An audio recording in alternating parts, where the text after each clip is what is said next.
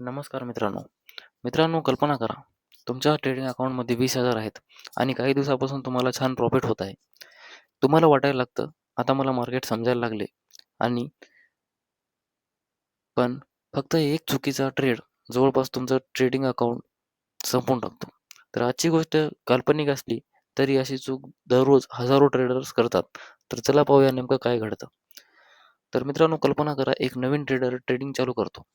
तो YouTubeवर व्हिडिओ पाहतो, थोडं शिकतो, 20,000 रुपये घेऊन मार्केटमध्ये येतो.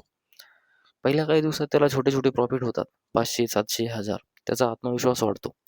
त्याला वाटतं ट्रेडिंग खूप सोपी आहे. इथेच पहिली चूक करतात. एका दिवशी मार्केट त्याच्या अपेक्षेच्या विरुद्ध जाऊ लागलं, की त्याला ट्रेड लॉसमध्ये जातो. पण तो स्टॉप लॉस लावत नाही. कारण त्याला वाटतं थोड्या वेळात मार्केट परत येईल. आता मार्केट परत येईल, नंतर परत येईल. याच्यामुळं त्याचा लॉस वाढत जातो. लॉस भरून काढण्यासाठी तो आणखी ट्रेड घेतो. आता निर्णय लॉजिकने घेणार नाही तो. कारण त्याला पूर्ण मार्केट त्याच्या विरोधात जात आहे. त्याच्यामुळे तो आता इमोशनच्या भरामध्ये आणि भीतीने आणि रागाने ट्रेड घेतो. मार्केट पुन्हा त्याच्या विरोधात जाते. काही वेळा मधले बहुतेक पैसे संपतात. तो पुन्हा ॲड करतो.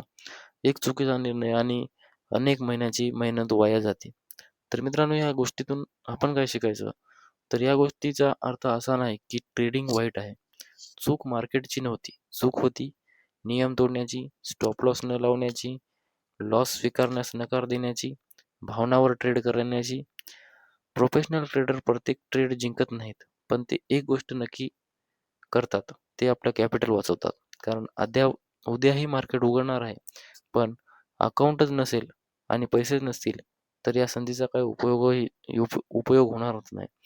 जर तुम्ही ट्रेडिंगमध्ये नवीन असाल, तर आजपासूनच एक नियम लक्षात ठेवा. मोठं प्रॉफिट कमवण्यापेक्षा मोठा लॉस टाळणं हे महत्त्वाची गोष्ट आहे.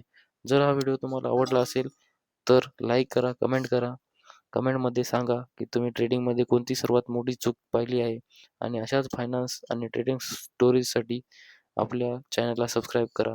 तर भेटूया उद्या नवीन आणखी एका व्हिडिओमध्ये. तोपर्यंत धन्यवाद.